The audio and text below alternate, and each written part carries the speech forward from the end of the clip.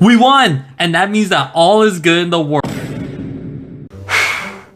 Let's talk about it. Hey guys, it's Mr. Fanatic here, and today we're going to be recapping the Chargers' 31-14 win over the Las Vegas Raiders. And obviously the big storyline from this game is Herbert's injury, but let's talk about everything else first before we get to the elephant in the room. The best part about this win was the dominance from our defense, which was to be expected, by the way. I mean, we were facing a 2-win Raiders team. I mean, come on. The Chargers defense allowed 14 points and only 156 total yards of offense, which again, that is what you're supposed to do against a 2-win team this late into the season. The Chargers held Geno Smith to only 165 passing yards while getting 5 sacks and a pick. Shout out to Tony Jefferson for this incredible interception. They also held the Raiders to 31 rushing yards and came up with a big stop on 4th down in the 3rd quarter. And this 4th down stop was big, and by big, I mean really big. Like there's Russia big, and then there's this 4th down stop big, and then there's your mom's undies pig.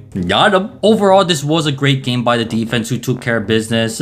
And in my opinion, the Chargers defense is actually a lot better than what the numbers indicate. Their numbers just kind of get brought down by bad games against the Colts, Jaguars, and Commanders. But this was a really great game by the defense, especially after that horrendous matchup against Jacksonville. This was definitely a great bounce back game. So good job. Now on to the offense.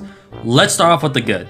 The Chargers converted 12 of 17 third downs, which is extremely impressive regardless of who you're facing. The Chargers also had 192 rushing yards on offense, with Vidal having 126 rushing yards, although 59 of those yards came on one run. And what's concerning is Vidal's up and down play this year, which needs to change because the Chargers can't afford a 30-yard game against the Eagles. And we're going to need that, especially after the big injury news that came out after this game. It has been confirmed that Herbert did suffer a fracture in his left non-throwing hand, and thankfully it was not his right throwing hand, because if that was the case, his season would be over by now. At the time of me recording this, there is still no news of Herbert needing to miss time, with some sports doctors saying they could put a pin or a plate to hold the fracture together, which I have no idea what that means, but if it at least helps out and helps Herbert come back sooner, please do it, because we are not winning a single game without Herbert. These last 5 games, we're not winning a single game if Herbert has to sit out. So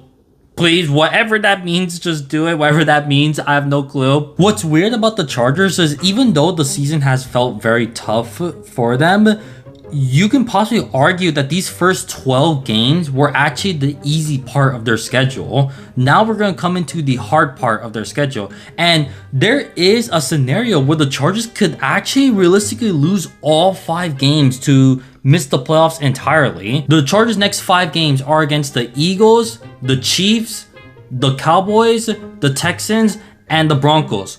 All 5 of those teams are trending upwards. They're looking much better than what they did a few weeks ago, except for the Eagles, and I'll get to them in a bit.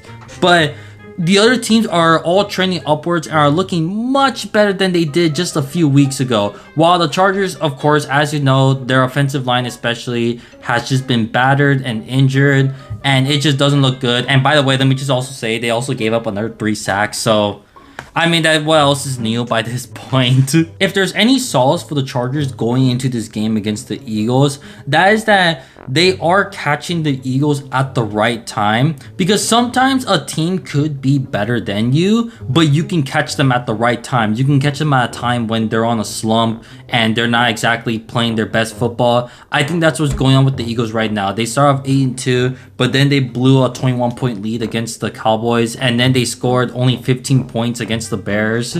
So the Chargers are definitely catching the Eagles at the right time. I think the Eagles are a better team than the Chargers. If the Chargers are going to win against the Eagles, it has to be now, because they're catching the Eagles at the right time. And after that, if you win that game, you go 9-4.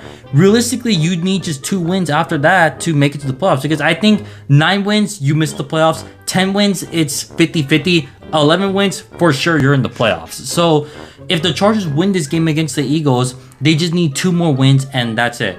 As of right now, they're currently 8-4, so they need 3 wins to confirm a playoff spot.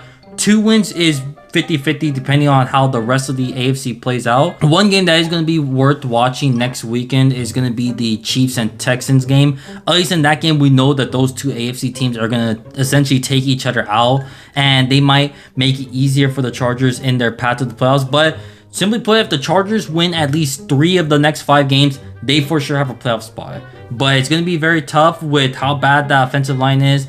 And if Herbert has to miss any time, they're not winning a game. They're not winning a single game if Herbert misses any time. Like I said, thank goodness it wasn't to the throwing hand, because otherwise, if that was the case, this season would be over. But since it's to his non-throwing hand, those sports doctors said to put a pin or a plate in it. I mean, I don't even know what that means, but whatever. And that's about it for today, guys. I just wanted to give like a quick recap. I know I haven't uploaded in a while. It's because I just got very busy, especially over Thanksgiving weekend, and just having to prepare for all that right there. And I even went on like a mini vacation. So yeah, so that's why I didn't upload at all throughout that entire time. But I'm back to uploading again.